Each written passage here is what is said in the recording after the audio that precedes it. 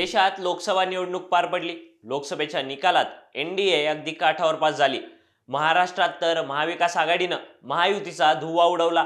2019च्या लोकसभा निवडणुकीत महाराष्ट्रातून 23 जागांवर विजय मिळवणाऱ्या भाजपला यावेळी केवळ 9 जागांवर विजय मिळवता आला। शिवसेना आणि राष्ट्रवादी हे दोन पक्ष फोडून राज्यात सत्तेत आलेल्या भाजपसाठी हा सर्वात मोठा सेटबॅक असल्याचं खुद्द देवेंद्र फडणवीसांनीही निकालानंतर घेतलेल्या पत्रकार परिषदेत मान्य केलं।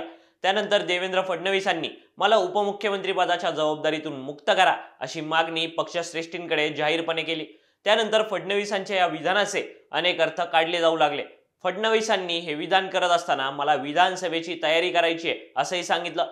यावरून आता आगामी विधानसभा निवडणुकीत देवेंद्र फडणवीसांना पराभव दिसू लागलाय का अशी चर्चा सुरू झाली आहे। याबाबतच आपण या व्हिडिओतून जाणून घेणार आहोत। नमस्कार, मी प्रणव ढमाले, तुम्ही पाहताय for the people news.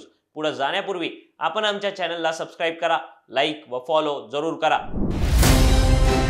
Bharat दुनिया का सबसे बड़ा लोकतंत्र और एनएलसी भारत देश का सबसे बड़ा गैर राजनीतिक मंच। शक्तिशाली लोकतंत्र के लिए राहुल कराट का सार्थक कदम। मुंबई में हुआ ऐतिहासिक प्रथम राष्ट्रीय विधायक सम्मेलन।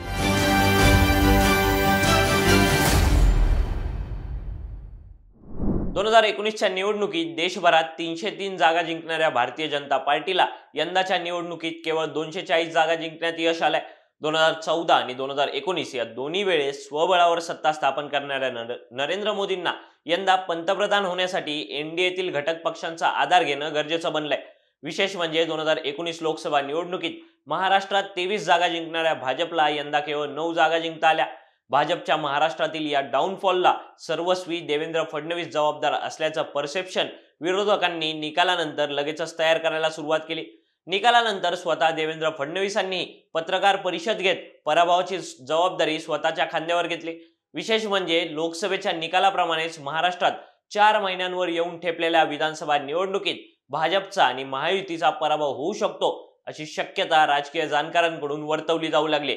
त्यातूनच देवेंद्र फडणवीसांनी आता राजीनाम्याचं अस्त्र बाहेर काढल्याचंही बोललं जात आहे। मात्र विधानसभेत महायुतीचा आणि पर्यायानं भाजपचा पराभव होऊ शकतो असं म्हणण्याची काही कारणं आहेत। त्यातील पहिलं कारण आहे ते म्हणजे देवेंद्र फडणवीसांची डागाळलेली इमेज। 2014 साली महाराष्ट्रात विधानसभेची निवडणूक पार पडली। त्यावेळी भारतीय जनता पक्षाच्या एकूण 122 जागा निवडून आल्या आणि महाराष्ट्रात देवेंद्र फडणवीस यांच्या खांद्यावर मुख्यमंत्री पदाची जबाबदारी आली। सुरुवातीला शांत संयमी वाटणारं फडणवीसांचं नेतृत्व 2019 विधानसभा निवडणुकीच्या तोंडावर अधिकाधिक आक्रमक होत गेलं। हिंदुत्वाचा मुद्दा आणि विरोधकांवरील टीका अधिक प्रखर होऊ लागल्या। त्यानंतर 2019च्या विधानसभा निवडणुकीत भाजप आणि शिवसेना एकत्रित लढले। त्यावेळी देवेंद्र फडणवीसांच्या नेतृत्वात भाजपचे 105 आमदार निवडून आले। देवेंद्र फडणवीसांना पुन्हा एकदा मुख्यमंत्री होण्याची संधी असताना उद्धव ठाकरेंनी शरद पवार व काँग्रेसच्या साथीने राज्यात महाविकास आघाडीचा प्रयोग यशस्वी करून दाखवला। विधानसभेच्या सभागृहातूनच देवेंद्र फडणवीसांनी मी पुन्हा येईन म्हणत केलेली घोषणा पूर्ण झाली नाही। त्यानंतर विरोधकांना इशारा देत मी पुन्हा येईन असं फडणवीस म्हणाले होते। त्यानंतर राज्याच्या राजकारणात शिवसेना आणि राष्ट्रवादी सारखे दोन मोठे पक्ष फुटले आणि देवेंद्र फडणवीसांसह भाजप पुन्हा सत्तेत आली। यावरून विरोधकांनी फोडाफोडीच्या राजकारणावरून टीका करायला सुरुवात केली। प्रत्येक वेळी विरोधकांच्या टीकेच्या केंद्रस्थानी देवेंद्र फडणवीसच राहिल्याचं पाहायला मिळालं। देवेंद्र फडणवीसांनी एका वृत्तवाहिनीला दिलेल्या मुलाखतीत मी पुन्हा आलो आणि 2 पक्ष फोडून आलो असं विधान केलं होतं। यावरूनही मोठा वाद निर्माण झाला होता। या सगळ्या फोडाफोडीच्या राजकारणात देवेंद्र फडणवीसांची अभ्यासू, शांत, संयमी आणि सर्वसमावेशक असणारी प्रतिमा डागाळली गेल्याचं पाहायला मिळालं। सोबतच राज्यात महायुतीचं सरकार आल्यानंतर मराठा आंदोलनाचा मुद्दा चांगलाच पेटला। यावरूनही मराठा आंदोलकांचा रोष मुख्यमंत्री एकनाथ शिंदेंवर दिसण्यापेक्षा अंतरवाली सराटीत झालेल्या लाठीचार्ज नंतर तो देवेंद्र फडणवीसांवर शिफ्ट झाला। त्यानंतर ओबीसी हा भाजपचा डीएनए असल्याचं देवेंद्र फडणवीसांनी केलेलं विधान किंवा ओबीसी नेते म्हणून छगन भुजबळांना पुढे आणून मराठा ओबीसी असा वाद देवेंद्र फडणवीसांनी निर्माण केल्याचे विरोधकांनी केलेले आरोप हे देखील फडणवीसांची इमेज डॅमेज करणारे ठरले आणि याच डागाळलेल्या प्रतिमेचा फटका आगामी विधानसभा निवडणुकीत बसण्याची शक्यता भाजपला दिसू लागली आहे असं म्हणता येतं। दुसरं कारण आहे ते म्हणजे यंदाच्या लोकसभा निवडणुकीत विधानसभा मतदारसंघांमध्ये मवियानं घेतलेलं मताधिक्य। 2024 लोकसभा निवडणुकीत भाजपला महाराष्ट्रात सर्वात मोठा फटका बसल्याचं समोर आलं। 48 पैकी 30 जागांवर महाविकास आघाडीनं तर सांगलीच्या एका जागेवर काँग्रेसचे बंडखोर अपक्ष विशाल पाटील यांनी विजय मिळवला. अशा परिस्थितीत महायुतीच्या पारड्यात केवळ 17 जागा पडल्या. विशेष बाब म्हणजे महाराष्ट्रातील प्रत्येक लोकसभा मतदारसंघात सरासरी 6 विधानसभा मतदारसंघांचा समावेश आहे. यावेळीचा लोकसभा निवडणुकीचा निकाल पाहता अनेक ठिकाणी भाजपचा बालेकिल्ला किंवा भाजपचे विद्यमान आमदार असणाऱ्या विधानसभा मतदारसंघातूनही मवियाच्या उमेदवारांनी लीड घेतल्याचं पाहायला मिळालं. महाराष्ट्रात एकूण 288 विधानसभा मतदारसंघ आहेत.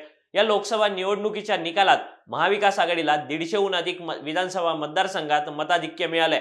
उदाहरणाखातर सांगायचं झाल्यास बीड लोकसभेचा निकाल पाहता येतो. बीड लोकसभा मतदारसंघातील गेवराई आणि केज या विधानसभा मतदारसंघात भाजपचे विद्यमान आमदार आहेत. मात्र या दोन्ही ठिकाणाहून मवियाच्या बजरंग सोनवणेंना निर्णायक मताधिक्य मिळालं आणि यामुळेच भाजपच्या पंकजा मुंडेंचा लोकनेते स्वर्गीय गोपीनाथ मुंडे यांचा गड समजल्या जाणाऱ्या बीड लोकसभा मतदारसंघातून पराभव झाला. यातूनच मवियाच्या पाठीशी विधानसभेला उभी राहू शकणाऱ्या ताकदीचा अंदाज आपल्याला बांधता येऊ शकतो आणि म्हणूनच लोकसभेनंतर विधानसभेतही भाजपच्या विरोधात निकाल जाऊ शकतो अशी शक्यता निर्माण होताना दिसते. विधानसभेत भाजप बॅकफूटवर जाऊ शकतो याचं तिसरं कारण म्हणजे ठाकरे पवारांबाबत जनतेत असलेली सहानुभूती. महाराष्ट्रात 2 पक्ष फुटल्यानंतर उद्धव ठाकरे आणि शरद पवार यांच्या मागे सहानुभूती असल्याचं पाहायला मिळालं. यंदाच्या लोकसभा निवडणुकीच्या निकालानंतर याची एका अर्थानं खातरजमा झाल्याचंही दिसून आलं. 4च महिन्यांनी महाराष्ट्रात होत असलेल्या विधानसभा निवडणुकीत हीच सहानुभूती दिसण्याची शक्यता आहे. अशा परिस्थितीत फडणवीसांची सत्तेसाठी काहीही करू शकणारा नेता अशी तयार झालेली इमेज पुसणं भाजपसाठी अत्यंत महत्वाचं बनलंय. हे करत असताना ठाकरे पवारांमागे असणारी सहानुभूती कमी करणंही भाजपसाठी गरजेचं बनलंय आणि यामुळेच आता देवेंद्र फडणवीस मंत्रिपदाचा राजीनामा देण्याची खेळी करत सहानुभूती आपल्याकडे खेचण्याचा प्रयत्न करत असल्याचं अनेक राजकीय जाणकार सांगतात. असं न झाल्यास आणि आजवर महाराष्ट्रात ठाकरे पवारांमागे असलेली सहानुभूती कायम राहिल्यास भाजपचा विधानसभेतील पराभव निश्चित मानला जाईल असंही अनेक राजकीय तज्ज्ञांचं मत आहे. त्यामुळेच या 3 कारणांमुळे देवेंद्र फडणवीसांना आगामी विधानसभेतील पराभव दिसू लागलाय असं म्हणता येतं. या सगळ्याबाबतचं तुमचं मत खाली दिलेल्या कमेंट बॉक्समध्ये कळवा. व्हिडिओ आवडला असेल तर लाईक करा आणि अशाच आणखी नवनवीन व्हिडिओसाठी फॉर द पीपल न्यूजला सबस्क्राईब करायला विसरू नका. धन्यवाद.